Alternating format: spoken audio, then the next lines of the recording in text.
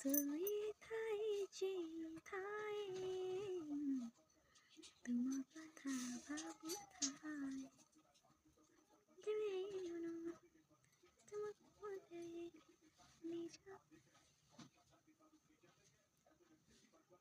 ଆଉ ମନେ ନାହିଁ ଗୀତର ଲାଇନ୍ଟା। ଗୁଡ୍ ଇଭିନିଂ ସମସ୍ତଙ୍କୁ। କେମିତି ଅଛନ୍ତି ସମସ୍ତେ? ଡିସେମ୍ବର ଲାଷ୍ଟ ମନ୍ଥ 2025 ଆପଣମାନେ ଉପରେ କ'ଣ କରିବେ, କ'ଣ ସବୁ ୱିଶ୍ ରଖିଛନ୍ତି, ଆଉ ରଖିଥିଲେ ଫୁଲଫିଲ୍ ହେଇଛି କି ନ ହେଇଛି? ମୋର ତ 2025 କ'ଣ କେଉଁ ଇୟର୍ ବି ଭଲ ଯାଉନି। ମୁଁ ସବୁବେଳେ ଆଷ୍ଟ୍ରୋଲୋଜଙ୍କର କଥା ଶୁଣି ଶୁଣିକି ମୋ ଟାଇମ୍ ବର୍ବାଦ ହେଇଯାଇଛି।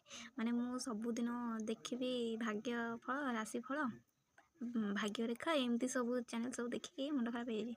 ମୋତେ ସବୁବେଳେ କହିବେ ଆପଣଙ୍କର ଆର ମାସ ବହୁତ ଭଲ ପଡ଼ିବ, ଆପଣଙ୍କର ଆର ବର୍ଷ ବହୁତ ଭଲ ଚାଲିବ, କାହିଁକିନା ଆପଣଙ୍କ ଗ୍ରହରେ ଶନି କୁଦୃଷ୍ଟି ଦେବା ଫଳରେ ସୁଦୃଷ୍ଟି ଦେବେ, ଏମିତି ସବୁ କଥା କୁହନ୍ତି। ତ ମୋ ରାଶିର ଅଧିପତି ହେଉଛନ୍ତି ଶନିଦେବ। ତ ସେଥିପାଇଁ ମୁଁ ଯେତେବେଳେ ବି ତାଙ୍କ କଥା ଶୁଣେ ତ ମୋତେ ବି ଡାଉଟ୍ ହୁଏ କି ଶନିଦେବ ସତରେ ମୋ ଉପରେ ଅଛନ୍ତି। ସେଥିପାଇଁ ମୋର କେତେବେଳେ ବି ଭଲରେ ଦିନ ଯାଉନି। ତ ଯେବେ ଭଲ ହେଇଯାଏ ସେବେ ମୁଁ ଠାକୁରଙ୍କୁ କୁହେନି କିଛି, କିନ୍ତୁ ମାନିବାକୁ ପଡ଼େ ଠାକୁରଙ୍କୁ କି ଭଗବାନ ଭଲ କରନ୍ତୁ, ଯାହା ବି କିଛି କରନ୍ତି ପ୍ରାଣୀର ମଙ୍ଗଳ ପାଇଁ କରନ୍ତୁ, ଗୋଟେ ଲାଇନ୍ ଯେମିତି ରହିଛି। ଏମିତି ସବୁ କଥା ଭାବିକି ଖରାପ ସମସ୍ତଙ୍କ କାଟିବାକୁ ପଡ଼ିଥାଏ ଜୀବନରେ। ତ ଦୁଃଖ ତ ହଜାର ଆସିବ, ହସିବା ବାଲା କମ୍ ଆସିବେ, ଆଉ ଯେଉଁମାନେ ହସିବେ ସେମାନେ ଭଲ କି କନ୍ଦେଇକି ବି ଯିବେ। ତ ସେମାନଙ୍କୁ ବି ଭରସା ନ କରିବାଟା ଠିକ୍ ରହିବ। ତାଙ୍କ କଥାକୁ କି ନିଜ କଥାକୁ ନିଜ ମୁହଁରେ ହସ ଖୁସିକୁ କେବେ ବି ଛଡ଼େଇକି ରଖିବାଟା ଠିକ୍ ନୁହେଁ। ତ ସେମାନେ ତ ଛଡ଼େଇବା ଜାଣିଛନ୍ତି, ତ ଆମେମାନେ ଯେତେ ଚେଷ୍ଟା କଲେ କ'ଣ ଆଉ ହେଇପାରିବ ନା କ'ଣ? ସବୁ ନିଜେ କରିବାକୁ ପଡ଼େ, ନିଜେ ହସ ଖୁସି ରହିବାକୁ ବଞ୍ଚିବାକୁ ପଡ଼େ। ତ ଛାଡ଼ନ୍ତୁ ସେସବୁ କଥା। ଆଶା କରୁଛି ଆପଣଙ୍କର 2025 ଖରାପରେ ଯାଇଛି କି ଭଲ ହେଇଛି ସେଇଟା ତ ମୋତେ ଜଣା ନାହିଁ ତାଙ୍କ ଜୀବନରେ। ତ 2026 ସମସ୍ତଙ୍କ ଜୀବନରେ ଖୁସି ଆଉ ଆନନ୍ଦ ଭରି ଦେଉ, ଏଇଟା ମୁଁ ସବୁବେଳେ ଚାହିଁବି। ମୋ ପରିକା କେହି ଦୁଃଖରେ ନ ରୁହନ୍ତୁ, ସମସ୍ତେ ଖୁସିରେ ରୁହନ୍ତୁ। ଆଉ ସମ୍ପର୍କରେ ତୀକ୍ଷ୍ଣତା ଯୋଗୁଁ ହିଁ ମଣିଷ ଏମିତି ଲାଗିଥାଏ ମରିକି ବଞ୍ଚିକି ବି ମରିଲା ପରିକା। ତେଣୁକରି ଯେଉଁ ସମ୍ପର୍କ ତୁମକୁ କଷ୍ଟ ଦେଉଛି ସେ ସମ୍ପର୍କଠାରୁ ଦୂରେଇ ଯିବାଟା ରହିବା ଠିକ୍ ରହିବ ମୋ ମତରେ।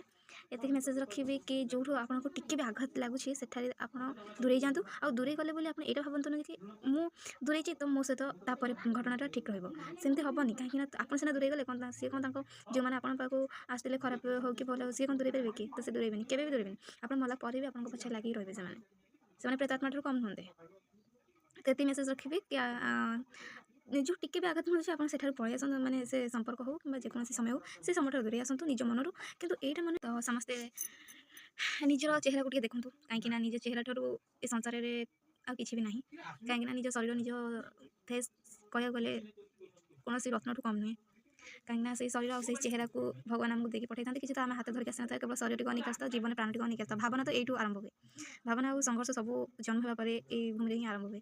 ତ ସେଥିପାଇଁ ଶରୀର ଆଉ ନିଜ ମୁହଁକୁ ହସ ହସ ଫେସ୍ରେ ସଦାବେଳେ ରଖନ୍ତୁ, ଆଉ କର୍ମ କରି ଚାଲନ୍ତୁ। କାହିଁକିନା ଅଧର୍ମ ବାଟରେ ଗଲେ ସଦାବେଳେ ଆପଣଙ୍କୁ ଆଘାତ ହିଁ ମିଳିବ, ପ୍ରତ୍ୟେକଟି ସମୟରେ ଆପଣ ମିଳିବ। କେବଳ ଏ ଜନ୍ମରେ ନୁହେଁ ଆର ଜନ୍ମରେ ମଧ୍ୟ ମିଳିପାରେ। ତେଣୁକରି ଏମିତି ଆଶା ରଖନ୍ତୁନି କି ମୁଁ ଏ ଜନ୍ମରେ ପାପ କଲି ଆର ଜନ୍ମରେ ମୋର ଭୋଗିବି କିନ୍ତୁ ଆକୁ ମୁଁ ଛାଡ଼ିବିନି। ଏମିତି ବି ମାନେ ଭାବନା ରଖିକି ଲୋକମାନେ ଟର୍ଚର କରୁଛନ୍ତି। ତାଙ୍କ ଭାବନାକୁ ତୁମେ ଯେତେ ପଢ଼ିବାକୁ ଚେଷ୍ଟା କରିବେ ସେ ଗୋଟେ କଥା ମାନେ କହିଥିବେ ତାର ଆର ଗୋଟାକୁ ଆଉ ଗୋଟେ କଥା କହିବେ। ତେଣୁକରି ଏ ଦୁଇଟିକି ମୁଣ୍ଡ ରଖୁଥିବା ଚିନ୍ତାଧାରା ଆଉ ଚେହେରାକୁ ଜମାରୁ ବି ପସନ୍ଦ କରନ୍ତୁନି।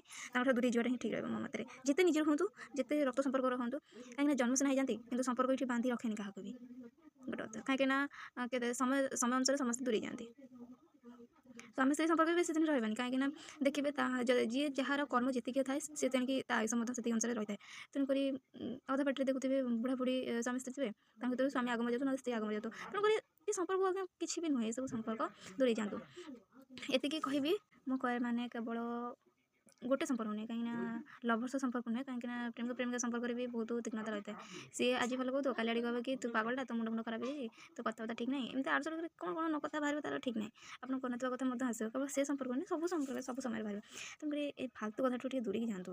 କାହିଁକିନା କେତେ ଆତ୍ମହତ୍ୟା କରୁଛନ୍ତି, କେତେ ମାରି ଦେଉଛନ୍ତି, କେତେ ଜୀବନ ଛଟପଟ କରୁଛନ୍ତି, କେତେ ପୁଣି ଦରମାର ଅବସ୍ଥାରେ ତାଙ୍କୁ ଛାଡ଼ି ଦେଉଛନ୍ତି, ତାଙ୍କ ଶରୀର ନଷ୍ଟ ହେଉଛି। କିନ୍ତୁ ଏସବୁଠାରୁ ଦୂରେଇ ରୁହନ୍ତୁ ଫାଲତୁ କଥାଠାରୁ। ବାସ୍ ନିଜକୁ ଦେଖନ୍ତୁ, ନିଜ ଶରୀରକୁ ଦେଖନ୍ତୁ, ଆଉ ନିଜକୁ ଯେଉଁଟା ଖୁସି ଲାଗୁଛି ସେ କାମଟା କରନ୍ତୁ। ମାନେ ନିଜକୁ ଖୁସି ଲାଗୁଛି ମୁଁ ଆଉ କାହାକୁ ଯନ୍ତ୍ରଣା କଷ୍ଟ ଦେଖିକି ଏଇଟା ନୁହେଁ। କେବଳ ନିଜର ଖୁସି ହେଉଛି ନିଜ କର୍ମ ଅନୁସାରେ ଯଦି ଯେତିକି ଯାହା ମିଳୁଛି ସେତିକିରେ ଖୁସି ରୁହନ୍ତୁ। ଭଗବାନ ଯଦି ବେଶୀରୁ ବେଶୀ ଦେଉଛନ୍ତି ତାଠାରୁ ବଡ଼ ଭାଗ୍ୟର କଥା ଆଉ କିଛି ବି ନୁହେଁ। ଆଉ ଆଜି ମଣିଷ ଖରାପ ହେଉଛି କାଲି ଆଡ଼ିକି ଭଲ କହିବ ଏମିତି ସବୁ କିଛି ଫାଲତୁ ଚିନ୍ତାଧାରା ତ ଆଗ ବାହାରି ଆସନ୍ତୁ କାହିଁକିନା କାହା ଉପରେ ବି ଏତେ ଡିପେଣ୍ଡେଡ଼ ହେବା ଠିକ୍ ନୁହେଁ। ମୁଁ ଆଗକୁ ସାହାଯ୍ୟ କରିବି ତ ଇଏ ମୋତେ ଭଲ କହିବ ଆଉ ଉପରୁ ଖରାପ କହିବ ଏମିତି ଫାଲତୁ କଥା ଶୁଣନ୍ତୁ ନାହିଁ ଆଜ୍ଞା। ସେ କହିଦେଲା ମାନେ ଗୋଟେ କ'ଣ କହିଦେଇଛି ତେଣୁକରି ସେ ସବୁ କିଛି କାମ ନାହିଁ। ତ ଯିଏ ଖରାପ କରିବାକୁ ବସେ ତାକୁ କେତେ ଯେ ଖରାପ ସମୟକୁ ସାମ୍ନା କରିବାକୁ ପଡ଼େ ସେ ନିଜେ ବି ଜାଣିନଥାଏ। ତ ତେଣୁକରି ନିଜର ସୁଖ ସମୟକୁ ବାଛି ନେବାଟା ହିଁ ଠିକ୍ ରହିବ। ଏଗୁଟେ ରହିଲେ କ'ଣ ଆପଣଙ୍କୁ ଲଜ୍ଜା ଲାଗୁଛି ନା କ'ଣ ଖରାପ ଲାଗୁଛି ଆପଣଙ୍କୁ? ତ ଏତିକି କହିବି 2026 ଆପଣମାନେ ସମସ୍ତେ ଖୁସିରେ ରୁହନ୍ତୁ, ନିଜ ପରିବାର ସହିତ ରୁହନ୍ତୁ, କର୍ତ୍ତବ୍ୟ ଆଉ କର୍ମ କରନ୍ତୁ। ଆଉ ଗୋଟେ କଥା ହେଉଛି କ'ଣ ବିଶ୍ୱାସ କରିବା କଥାଟା ଯେଉଁ କହିଲେ ତ ବିଶ୍ୱାସ ଭରସା ଟିକେ କରିକାନ୍ଥାଏ କି ପାଇକି ବି ନ ପାଇକି ବି କାନ୍ଥାଏ। ତେଣୁକରି ଏସବୁ ଭରସା ବିଶ୍ୱାସ ବିନା ନିଜ ଉପରେ ଯେତିକି ନିର୍ଭରଶୀଳ ହେବ ସେତିକି ହିଁ ବହୁତ ଭଲ। ତ ଏତିକି କହିବି ଯେତିକି ମୁଁ ଫେସ୍ କରିଛି ମୋ ଲାଇଫ୍ରେ ମୁଁ ଆପଣମାନଙ୍କୁ ସେତିକି କହିଲି। ଆଉ କ'ଣ କହୁଛନ୍ତି କି ମାଳିକାରେ ମଧ୍ୟ ଲେଖା ହେଇଛି 2026 2025 ଏମିତି ବି ବହୁତ ଗୁଡ଼ାଏ ଯେହେତୁ ଇୟର୍ସ ଆସୁଛି ସେ ସବୁ ଇୟର୍ସକୁ ନେଇକି କହୁଛନ୍ତି କ'ଣ ନା ସେ ସମୟକୁ ସୁନାମି ଆସିପାରେ, ସେ ସମୟକୁ ଭୂମିକମ୍ପ ହୋଇପାରେ, ସେ ସମୟକୁ ଭଗବାନ କଳିକାବତାର ନେବେ, ସେ ସମୟରେ ହୀରାକୁଦ ଡ୍ୟାମ୍ ଭାଙ୍ଗିବ ଏମିତି ବହୁତ କିଛି କଥା ଆସୁଛି। ତ ଅଜବ ଦେଖନ୍ତୁ ଏ ମସିହାରେ ଇଏ ଲୋକଟି ମରିଥିଲା ସେଇ ସମୟରେ ଇଏ ଲୋକଟି ମଲା କେତେ ଇକ୍ୱାଲ୍ ଅଛି। ତ ସମସ୍ତେ ଏମିତି ଭାବନା ନେଇକି ଜନ୍ମ ମୃତ୍ୟୁ ସମସ୍ତଙ୍କର ଲାଗି ରହିଥାଏ। ଆଉ ରହିଲା ସମୟ କଥା ଯେହେତୁ ଜଣେ ନୁହେଁ ବହୁତ ଜଣ ଏମିତି ମାଳିକା ବିଚାରକୁ ନେଇକି ବିଚାର କରିକି ଲେଖିଛନ୍ତି ଯେହେତୁ ସେଟା ତ ମିଛ ହେବନି କେବେ ବି ଆଜି ନହେଇଛି କାଲି ସତ ହେବ ଆଉ ତା ଭିତରେ କିଛିଟା ମଧ୍ୟ ସତ ଘଟଣା ଘଟୁଛି।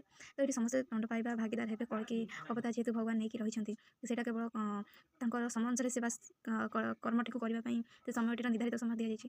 ତ ତେଣୁକରି ଯେତିକି ସମୟ ମିଳୁଛି ବିଶ୍ୱାସର ସହିତ ମୁଁ ତ କହିବିନି କେବଳ କର୍ମର ଆଉ କର୍ତ୍ତବ୍ୟର ସହିତ ସେଇ ସମ୍ପର୍କକୁ ନିଭେଇବାଟା ହିଁ ଠିକ୍ ରହିବ ମୋତେ ଲାଗେ। ଆଉ ନିଜର ଏଠି କେହି ବି ନଥାନ୍ତି ମନେ ରଖିଥିବେ ଆପଣମାନେ ସମସ୍ତେ ସବୁ ସମ୍ପର୍କରେ।